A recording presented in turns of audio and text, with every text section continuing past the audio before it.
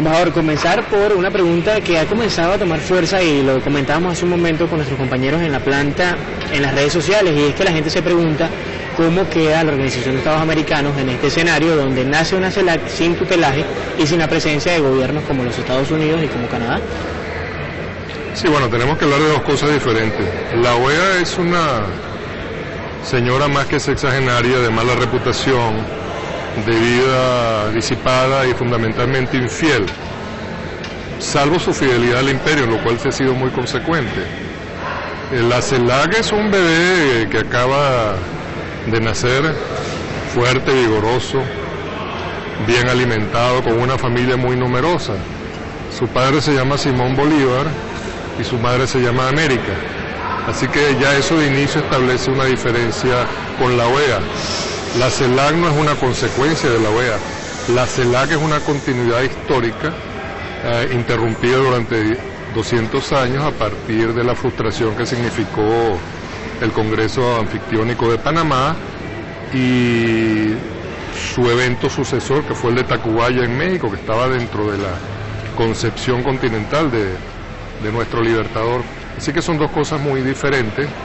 Dejemos que la OEA vaya como le ha ido. Sin embargo, la OEA, para decirlo en muy mal castellano, es menos peor de lo que fue en otros tiempos, porque en la medida en que los pueblos han ido optando por gobiernos y movimientos populares de carácter socialista e izquierdista, pues la representación ha ido cambiando de alguna manera la OEA, pero de todas maneras la OEA es incurable porque sufre de metástasis imperial.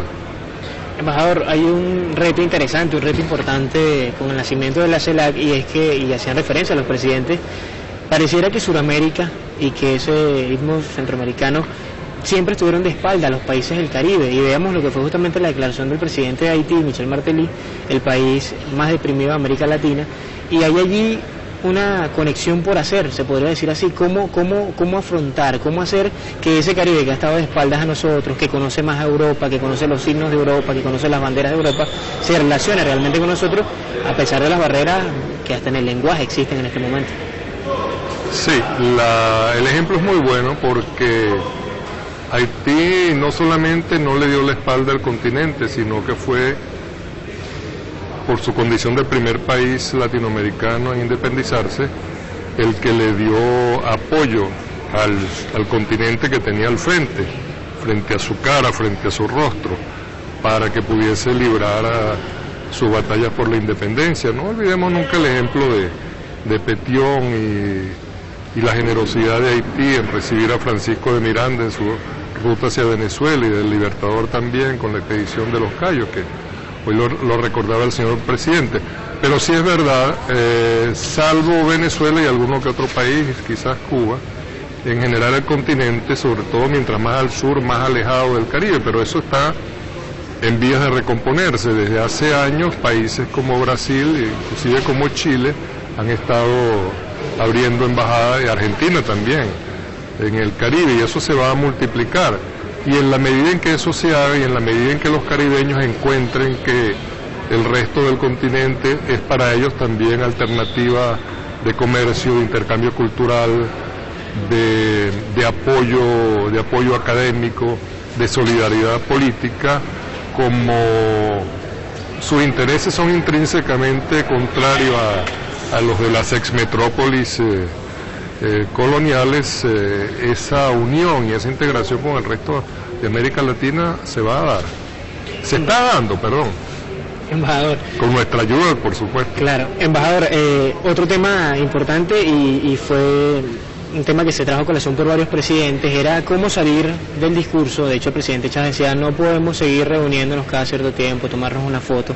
Pero a mí me gustó mucho una referencia que hacía la presidenta Cristina Fernández, y es cómo hacer que lo que se acordó en este documento de Caracas y en este estatuto de procedimientos, a partir de ahora, recordemos que tenemos un año para la reunión de Santiago, llegue a la gente, porque tenemos temas pendientes como la miseria, como la pobreza extrema, como el analfabetismo. ¿Cómo hacer? ¿Qué le queda ahora por delante a esta CELAC, a este bebé, en estos primeros meses, ¿no?, cuando comienza a gatear ya por América Latina?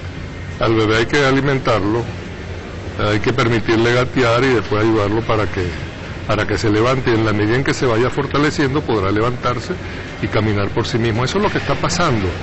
El continente aún no integrado idealmente ha ido mejorando en contraste con el llamado mundo desarrollado.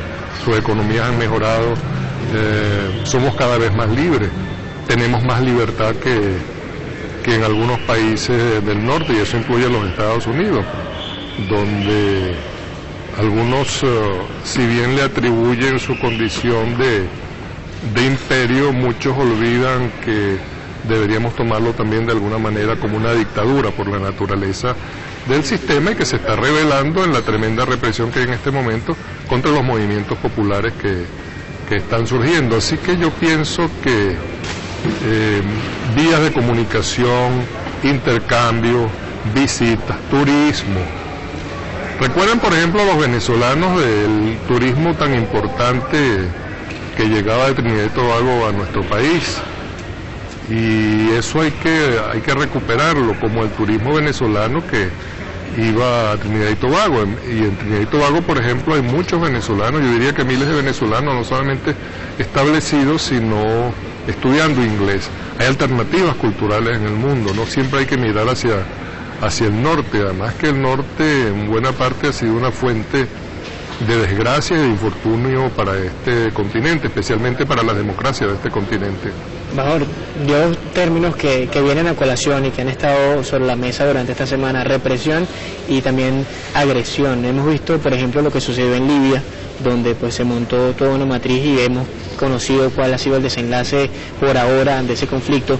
Vemos una presión permanente contra Siria y vemos también en el horizonte cercano la presión que se trata de ejercer desde Estados Unidos, desde la Unión Europea contra Irán.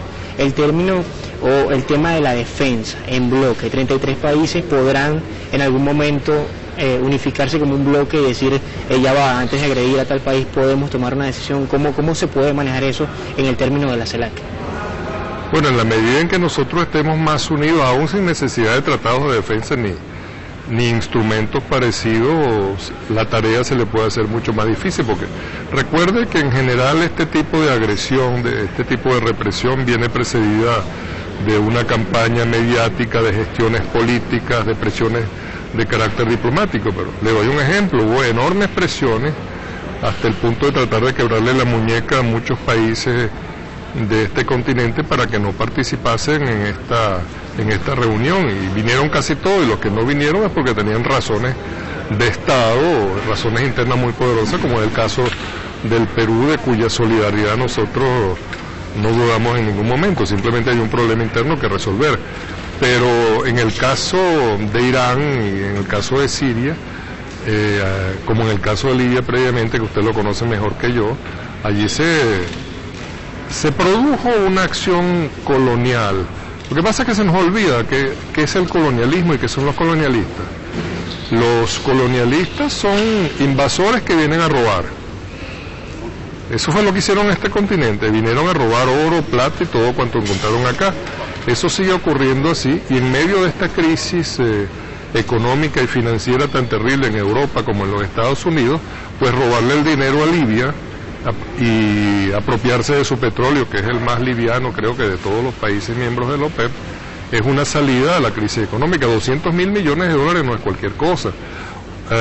Utilizar un país árabe que está al lado de Europa como una base de operaciones y como una base de operaciones financieras también y de operaciones comerciales es una bendición. Dios mío, no, perdona que utilice la palabra bendición para esos países europeos, para los Estados Unidos.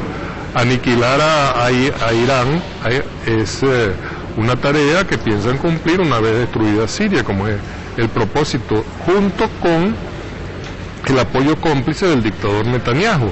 De manera que ese es un designio, pero si por ejemplo los países árabes estuviesen unidos como unidos estamos en este momento los latinoamericanos y caribeños, que lo vamos a estar más unidos en el futuro, otro habría sido el resultado de lo que pasó en Libia, y otro desarrollo se estaría dando en este momento en Siria.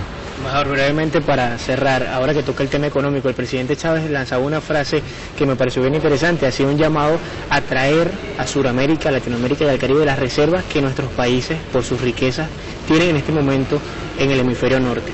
¿Cómo se toma esa propuesta? Es una alerta. Alerta porque van a tratar de robarnos nuestro dinero, nuestras reservas, y si pueden nuestros territorios y por supuesto nuestra libertad. Así que es un mensaje mucho más complejo de lo que parece a primera vista y es un mensaje muy oportuno del señor presidente. Bien, muchas gracias a Roy Chávez. Gracias, Jordán. Que esté muy bien.